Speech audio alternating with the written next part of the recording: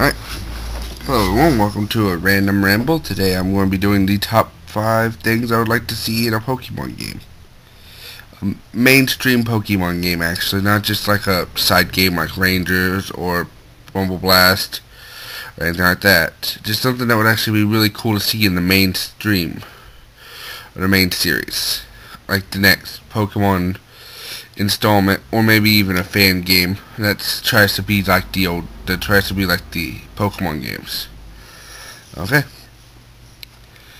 Number 5. All of the regions unlocked. My favorite Pokemon game was Pokemon Gold, Silver, and Crystal. In those games, you're able to not only go through one league, the Johto League, but you're also able to turn around and go through the Kanto League again. And actually, the Kanto League was my favorite part, because around that point, you go through, and all the gym leaders are actually really high level. Even if some of them were still a joke, they were at least high level. And at least balanced around your party. And actually, kind of a challenge. Kinda.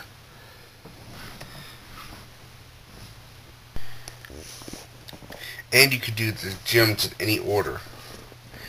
Pretty much. I mean, so you'd have access to the Viridian City first, because it's the town you come in on when you enter Johto. But for the most part, you'd have access to any city. Pretty much. Which is really awesome. Any city, any gym, any order you want. And you still had some plot and stuff over there too. So that was like the best part of the whole thing. That, and also the ultimate trainer at the end after you did everything. Which, honestly, a lot of the games after that, the Series 3, Ruby Sapphire, Diamond Pearl, well, I'm not sure about Diamond Pearl, and Black and White, at least the first Black and White, it really didn't seem to have anything to do after you beat the main Elite Four. Mostly it's just, after you beat the Elite Four, you just went to go catch the legendary Pokemon if you hadn't done so already. And there's no super boss like Red. Alright, so that's number 5. Number 4. Bosses. Okay, and when I say bosses, I'm not just talking about more gym leader battles or stuff like that are more harder. I'm talking about, well, if you've ever seen the Pokemon show, or the Pokemon anime, you know that they fight Team Rocket all the time. And Team Rocket doesn't just fight them in a Pokemon battle. I mean, there's some Pokemon used in those fights. My bad. Arbok, wheezing, coughing, depending on when you were watching, when the show was. Either be Ekans and coughing, and Arbok and wheezing, and now Weeping Bell and Wallopet, different things like that. But now it seems that, but they also have their machines as well. Their giant, like the one that sticks in my mind the most is a giant Kangaskhan in one of the episodes. I think it's when they were in the Safari Zone. Or something like that. I'm not entirely sure. It's been forever since I've seen the anime. But my point is, they fought stuff like that. The Meowth balloon, the Red Gyarados ship, all types of different things they fight throughout the entirety of the Pokemon series. But yet the gamers, never get to experience anything like that at all. Now, it doesn't necessarily have to be Team Rocket. It could be something that, either the enemy group of the game does, like Team Plasma or Team I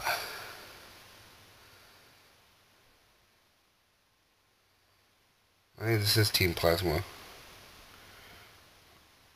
Yeah, this is Team Plasma. It's the one with this series. Okay, never mind. Like Team Plasma or Team Aqua or Team Magma. Any of those teams.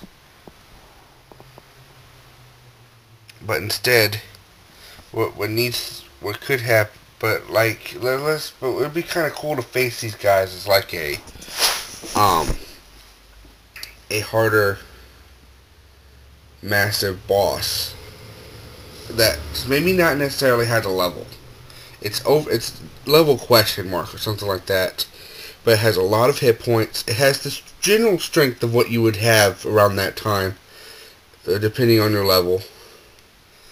And it would just be something that'd be really hard, has a lot of hit points, and takes a little bit to kill or take down, destroy. Like would have, let's say in Pokemon, you get like usually your max is around like 2, 3, 400 hit points.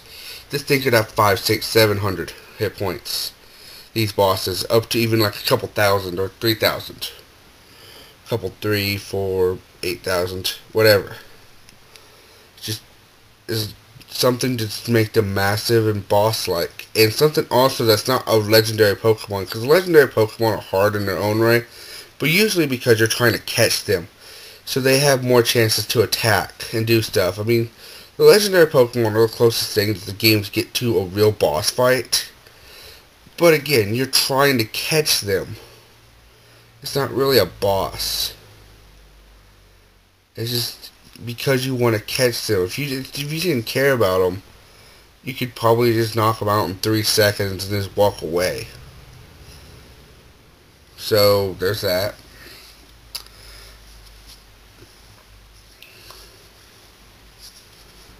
Number 3.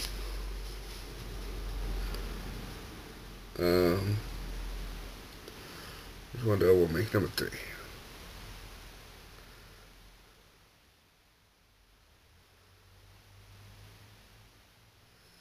A more balanced leveling system. I don't know about a lot of you, but I really don't like the fact that in order to actually stand a chance in competition, you either need A, a shiny Pokemon, or B, be a level 100. Or C, both. So, I mean, as far as the shiny Pokemon, you could get, even if, mostly it's the whole level 100 thing. Let me start over. Number 3. A more balanced leveling system. I don't know about you all, but I get, in order for anyone to really stand a chance in competition, or for it to be fair, everyone has to have like a level 100 Pokemon. Because otherwise, you're just going to have like situations where you can't do, or like you're either, your Pokemon are way too weak or strong, for your competitor, because you're either like they're like 30 levels below them or 30 levels ahead of them, because you actually trained or didn't train your Pokemon, or you're having situation, or like in order to be fair in a fight, in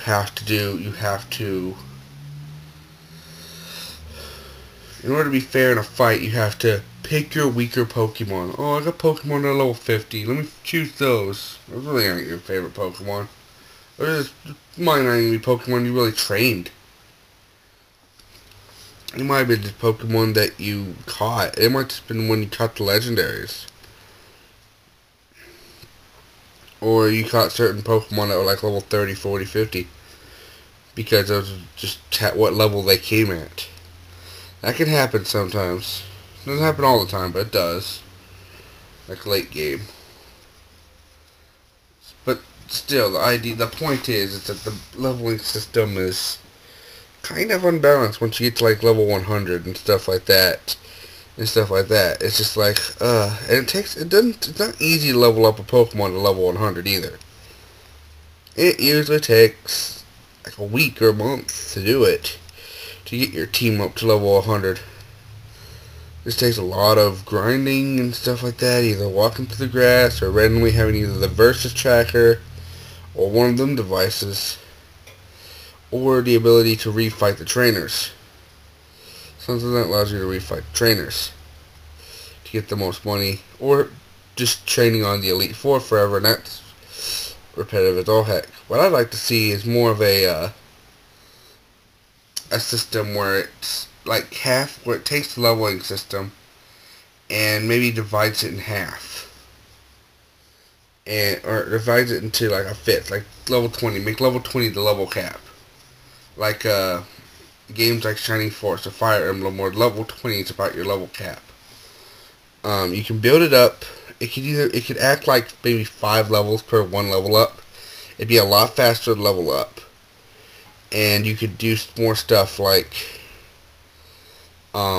different things. And once you catch a Pokemon and train it a little bit and try to evolve it, it can either go back to level 1, or you can still stay at the same level and try to build it up to level 20, which would be the exact same as having a level 100, but just be a lot faster to grind to grind the Pokemon up to that level. It wouldn't be so repetitive, and once you got into stuff like actually battling and stuff like that, it'd be more about the strategy than overpowering your opponent with high levels.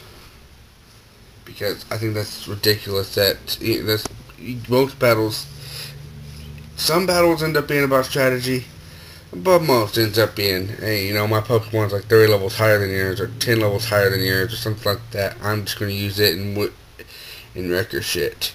Because being a few levels difference actually means a lot in that game, and it's ridiculous. Alright.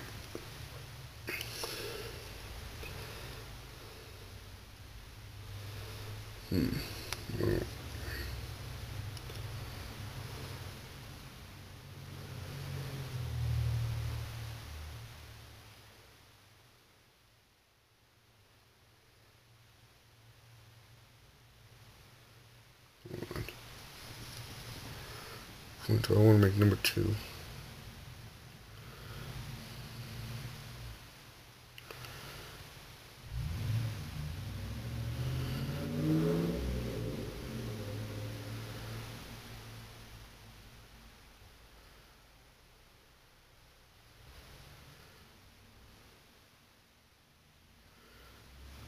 Well, number 2 is something they're kind of already doing in this one, but having more access to the Pokemon a lot faster.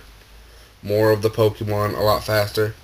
Because even in the new Black and White 2, they still have access to more of the Pokemon, but it's still like you're very limited to, there's only like 7 Pokemon here, 8 Pokemon here, 4 Pokemon here, 5 Pokemon here, stuff like that. You don't have access to a lot of the Pokemon, so therefore you're stuck trying to figure out what you want and having to figure out where they are. I would almost like it more if they'd allow you at least to get more of a choice of the Pokemon so that you could build your dream team and be able to just decimate with your dream team, because there's enough Pokemon there that everyone's dream team is going to be something different. And I mean, not legendaries, of course, but stuff like just let's say me, I'd probably have a dream team. I'd probably have a dream team that would consist of a Pikachu, and then one of each type of Pokemon. That way it's just balanced. Pikachu's one of my favorite Pokemon, or Jolteon. One of those two. They're like two of my favorite Pokemons, even though they may not be nearly as strong by stat-wise. They're still fun. So, don't care.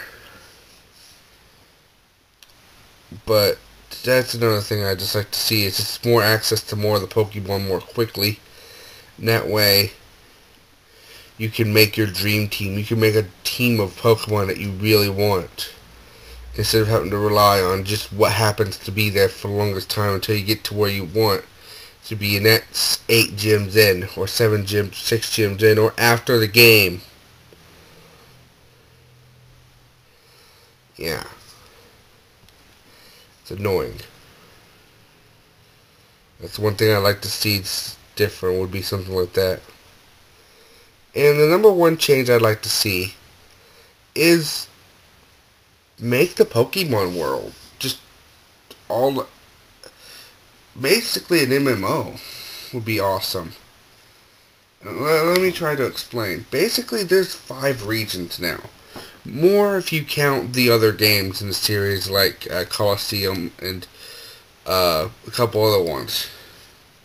There's a bunch of regions you can go to, explore, catch Pokemon, and pretty much if you take a lot of the ideas I presenting this whole time, if you have access to all the world, you can have access to all the world starting at whatever town you want to. And then because of that, you don't want to have the gym leaders be weak. I always get tired of the first gym leaders being like really weak, which is what my 1 point was a while back, the first one, and number 5.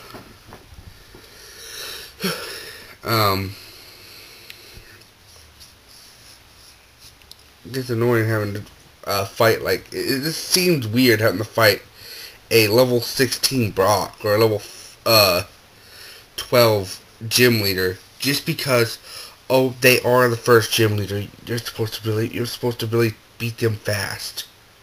No, bullcrap. The gym leaders are supposed to be the strongest there are. Why is Brock only level 16 when, like, regular trainers will be like level 50, 60 later on in the game?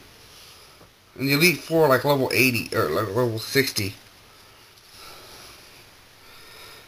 But still have the stronger Pokemon. I mean, Brock can still have his stronger Pokemon. He's still, even in Gold and Silver, when you fight him again at level 50, he's still not necessarily the best because of his Pokemon typing. But it doesn't... But at least it's not the fact that it's his training that's destroyed him. It's just it's his levels that just allow him to be too weak. It's just the fact that his typing's bad. But that's not what that's themes of a gym are still themes of a gym. If you take the leveling system I'd come up with, where you have basically you still learn moves relatively the same rate. You still learn, but you level up a lot faster at level, like, ending at level 20, either restarting or continuing at when you evolving maybe in a different way, where instead of leveling up, you evolve by either the daycare center or some kind of thing like that. You can have access to more of your moves a lot faster, and you can switch them out maybe at a TM thing. I guess another thing would be that the limit of 4 moves, although can be very useful for like strategy and stuff, building your Pokemon and stuff, it can kind of be annoying because, like, in the show, the Pokemon have access to all their moves at any given time. They don't forget one of their moves just because they learned another one. They just have more moves. So that you could probably have a move pool. It doesn't, I guess if it's a online multiplayer, it doesn't necessarily have to be turn-based. You just have buttons that trigger your 4 different active moves, but you have access to all your moves, like outside of a battle.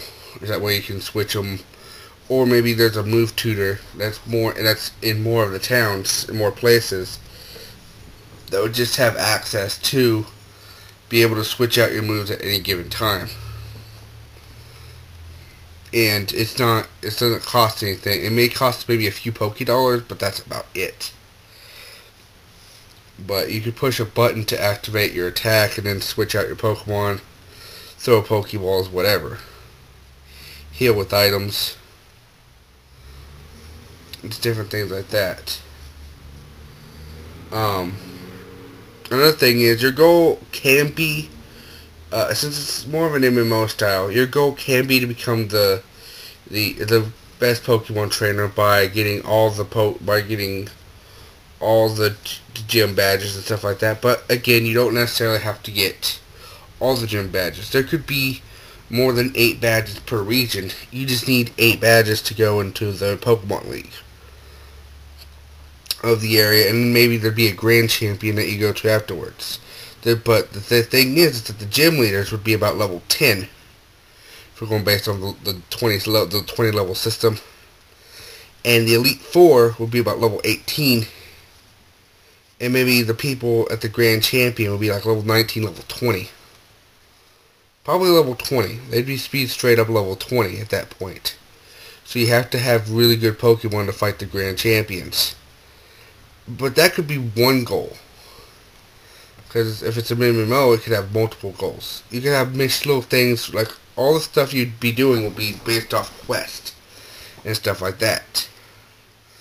And mostly stuff like just going out, maybe helping a farmhand with their berries, or helping by, like, if you have water Pokemon, grass Pokemon, different Pokemon, or even fire Pokemon that have Sunny Day, you could help with the berries, the growth of the berries and stuff, and you get rewarded with some berries on the side, and some extra cash, and some experience, because you were using your Pokemon. But there's also other ways to maybe solve the same exact puzzle, but there's a lot more work. And then you also have stuff like, you also have quests like, go after certain Pokemon, or this Pokemon is gathering here.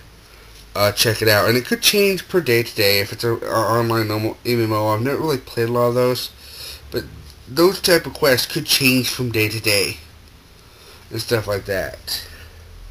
Or have daily quests or stuff like that you would normally see in an MMO. But it'd be really cool here. And like, as far as the other gyms, in Pokemon, I remember that there being a lot more than just the 8 gyms. And there's also other ways to get into the Pokemon League. For example, there was one episode where there was this really big test that if Ash could have done it, he could have got a straight pass straight to the Pokemon League. No gym battles whatsoever. It was like one of the really earliest things. I don't even think he'd gotten a gym badge yet. Just if you were to pass this IQ test or something like that, you had a straight shot to the Pokemon League. Because you knew so much about it, you were able to get in. You can still do stuff like that. It'd be ridiculously hard, and a ridiculously hard set of like mental puzzles, and it would like change from day to day, and you'd only get like one chance, maybe a week or a day or something, to try and do something like that. But you could have stuff like that in the game too. I think that this would be something really awesome that would be really fun to see in a Pokemon game. Is all this different stuff, and then because you can choose what town you start out at, from all the regions, from any of the regions, you'd have access to the Pokemon local to the area. So if you like Generation 1 or Generation 3 more, you'd start there, and then based off that, you'd start in whatever area you wanted to. There could be more fast travel systems, so that you can get around the world a lot faster, since there's so many regions. Stuff like fly and stuff like that could just be a service. Fly and swim and stuff like that could just be an active service that all the different places have, that you can pay a fee to have somebody else help fly you to a place until you yourself can get it by some massive quest. And those could just be really massive quests to get any of the HMs, like cut, fly, stuff like that. But before that, you have to pay someone to help you do such. I think that'd be kind of cool too. But these are just my own personal thoughts, and I mean, there's more to these things. If anyone just wants to like leave any comments below or anything like that, go right ahead. If you're seeing this on our website at epicnetherworld.com, go to the forum. We have a forum, and you can post all the answers to these questions all that you want. Anyway, this has been Donald V2, and I'll be seeing you all, and I'll talk to you all later. Take care, everyone.